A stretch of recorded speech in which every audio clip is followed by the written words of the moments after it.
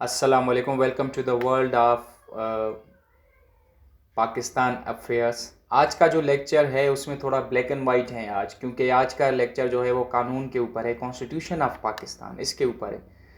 तो चलिए थोड़े कुछ लेक्चर्स इस पे अटेंड करेंगे, मतलब इस पे ज़्यादा लेक्चर्स होंगे क्योंकि ये इम्पोर्टेंट भी है और थोड़ा लेंदी भी है, मतलब कॉन्स्टिट्यूशन ऑफ पाकिस्तान।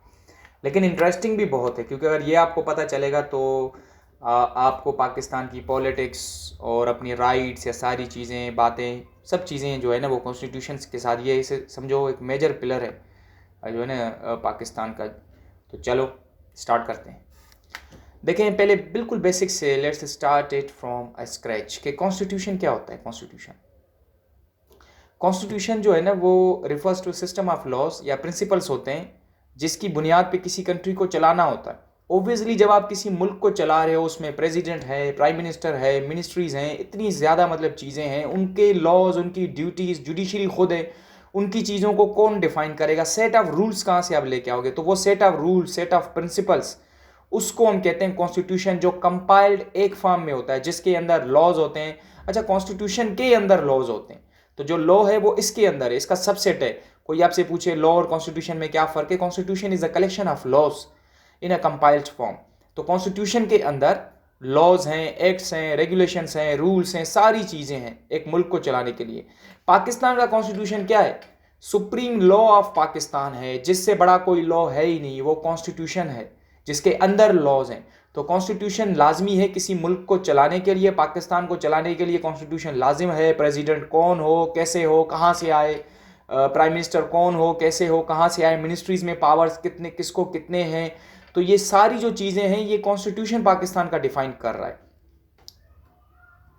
अच्छा हाँ, एक चीज़ तो रह गई यहाँ पे। नॉर्मली जो टू टाइप्स हैं कॉन्स्टिट्यूशन के, पाकिस्तान के पास वेल वन काइंड है, लेकिन नॉर्मली जो टाइप्स होते हैं वो टू टाइप्स होते हैं कॉन्स्टिट्यूशन के। यहाँ पे हम देख लेते हैं, एक होता है रिटन कॉन्स्टिट्यूशन और एक होता है अनरिटन कॉन्स्टिट्यूशन। ये जो फर्स्ट है this is written constitution. Written constitution वो है, वो सिंगल डॉक्यूमेंट में अवेलेबल होता है, मतलब ये रिटन का मतलब है लिखा हुआ हो और सिंगल डॉक्यूमेंट में अवेलेबल हो। पाकिस्तान में जितने भी कॉन्स्टिट्यूशंस आए हैं all of them are written. ये लफ्ज रिटन कॉन्स्टिट्यूशन इस्तेमाल हुआ है तभी मैंने इसको लिया है। अनरिटन हमारे सिलेबस का पार्ट नहीं है यहाँ पे, लेकिन फिर भी इसको डिस्कस करते हैं। ये भी कॉन्स्टिट्यूशन होता है, ये भी लिखा होता है इसे अनरिटन, तो यहाँ पे थोड़ा लफ्ज जो है वो डिसीविंग है, मतलब ये भी रिटन होता है लेकिन इसको हम एक सिंगल कंबाइंड जो है वो बुक में नहीं लेते हैं, मतलब सिंगल कंबाइंड बुक नहीं होता एक इसका, तो इसको अनरिटन कॉन्स्टिट्यूशन कहते हैं, जो दूसरे दूसरे कंट्रीज में है, लेकिन हमारे पास ये नहीं है, तो हमारे पास रिटन कॉन्स्टिट्यूशन है, हम रिटन को लेते हैं।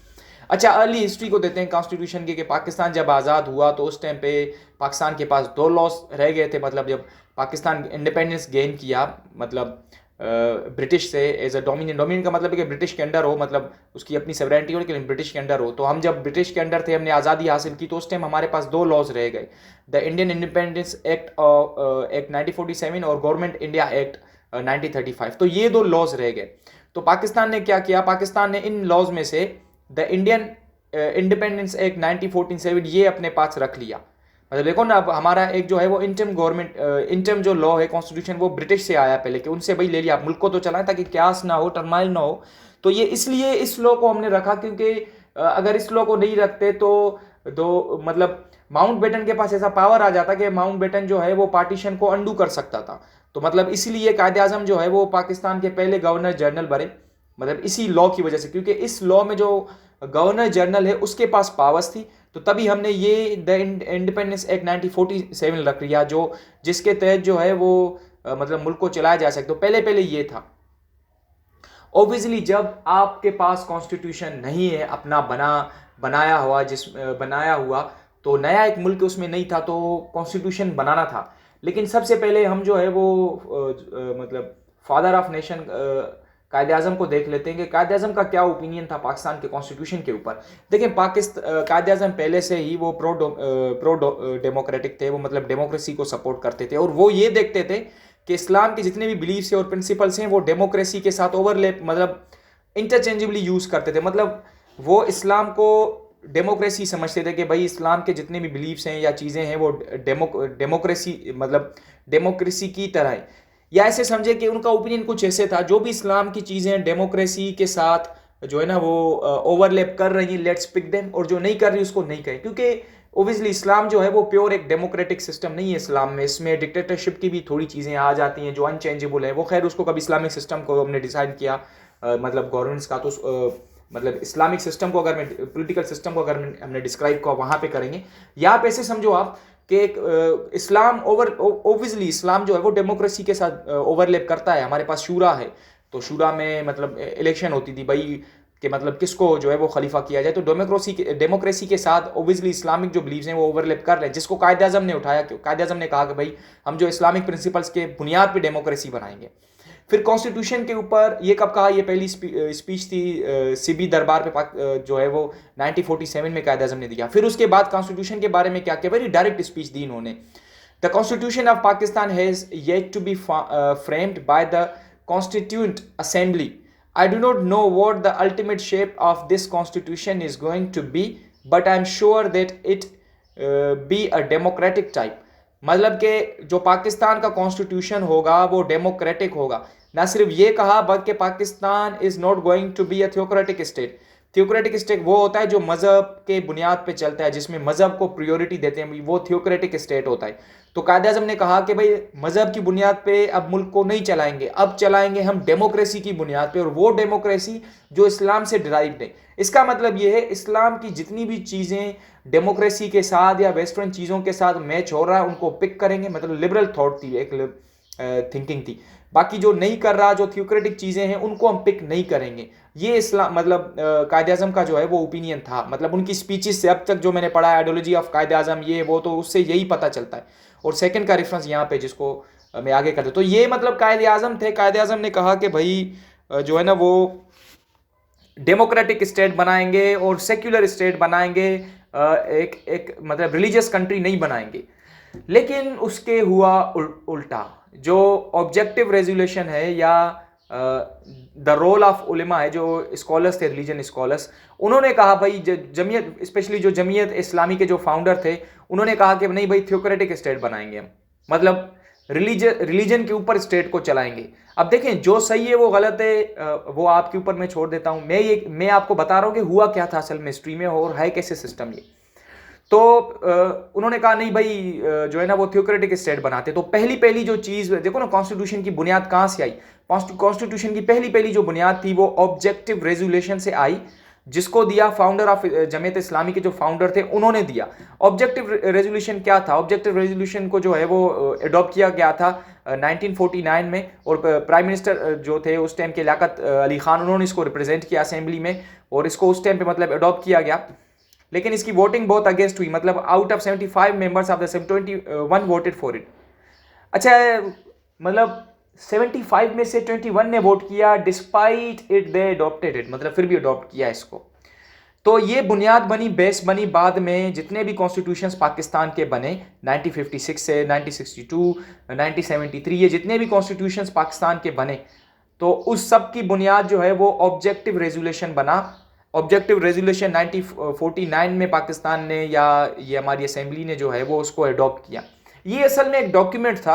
ओबियसली लॉ बनाना था, कोई उसकी बुनियाद हो, तो पहला जो मतलब दिया गया डॉक्यूमेंट दिया गया वो ऑब्जेक्टिव रेजोल्यूशन था। अच्छा यहाँ पे आप गौर करो कि यहाँ पे 3 लॉज पाकिस्तान के पास है। एक कंट्री के पास एक लॉ होना बड़ी बात है, लेकिन पाकिस्तान के पास 3 लॉज। ये बता रहा है कि पाकिस्तान का मतलब पॉलिटिकल सेटअप कितना वीक था, इंस्टेबिलिटी कितनी थी, और पाकिस्तान को कितनी स्ट्रगल करनी पड़ी अपने जो है ना वो मतलब लॉ को बनाने में, कॉन्स्टिट्यूशन को बनाने में। अब उस ऑब्जेक्टिव रेजोल्यूशन को हम थोड़ा डिस्कस कर लेते हैं, थोड़ा देख लेते हैं। देखें इसमें यहाँ पे उसका क्रक्स दिया हुआ है, यहाँ पे उसकी जिस पॉइंट दी गई है कि सवरेनिटी बिलोंग्स टू अल्लाह। भाई अल्लाह की खुद मुख्तियारी होगी पूरे पाकिस्तान में, अल्लाह ही बिल्कुल मालिक है, और जो इंसान होगा वो यहाँ पे उसका फॉर एग्जांपल खलीफा है, या उसको कुछ पावर्स अल्लाह पाक ने ट्रस्ट किए हुए दिए हुए हैं, उन्हीं पावर्स को वो चला सकता है, और वो खुद जो है वो मतलब अल्लाह के लिमिटेड जो प्रिस्क्राइब पावर्स हैं उसके ऊपर चलेगा। मतलब ये इसका बिल्कुल क्रक्स है कि अल्लाह मतलब जो सवरेनिटी है वो बिल्कुल खुदा की है, अल्लाह की है, अल्लाह सबसे बड़ा है, मुल्क को वो चलाएगा, मतलब चलाने हमें लिमिटेड पावर्स नहीं है, मुल्क को हम चलाएंगे, लिमिटेड पावर्स हैं जो अल्लाह की। तो ये उसकी कुछ एक्सप्लेनेशन है।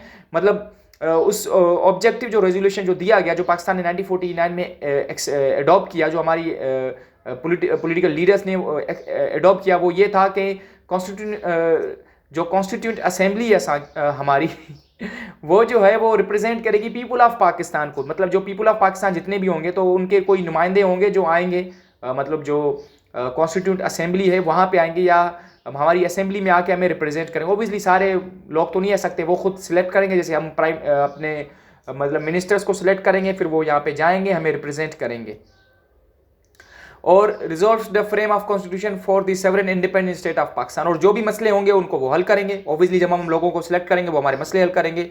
The state shall exercise its powers and authority through the chosen representative of the people, और जब सिलेक्ट किया जाएगा वही जो है वो पावर को एक्सरसाइज करेंगे, मतलब जो ही उन्हीं लोगों को पास जिसको हम चूज करेंगे, जो हमारे रिप्रेजेंटेटिव्स होंगे वही पावर को जो है वो एक्सरसाइज करेंगे, कोई और नहीं कर सकेगा।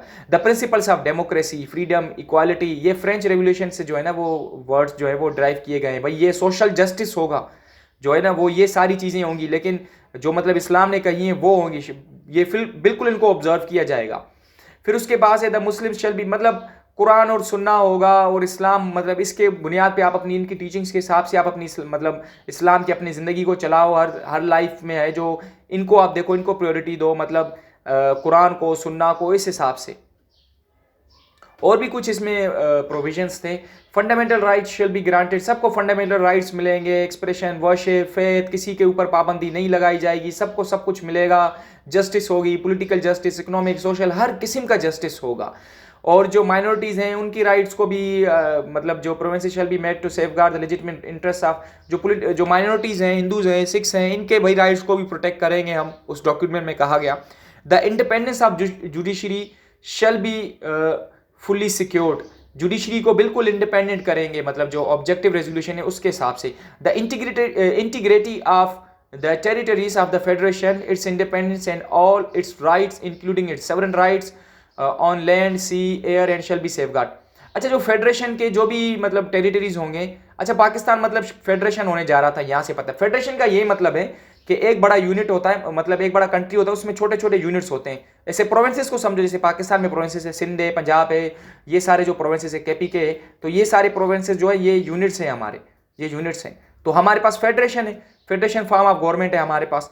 तो मतलब जो भी होंगे फेडरेशन होंगे उनको सेवरन राइट दिया जाएगा, सी, एयर और हर चीज़ के ऊपर उनके राइट को प्रोटेक्ट किया जाएगा।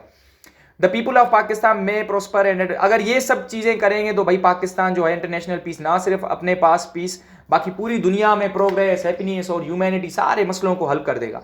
तो ये बुनियाद बनी पाकिस्तान के कॉन्स्टिट्यूशन की, जिसे पढ़ने से ये कंक्लूजन किया जाता है कि ये इस्लामिक बहुत है, मतलब कि रिलीजियस बहुत है।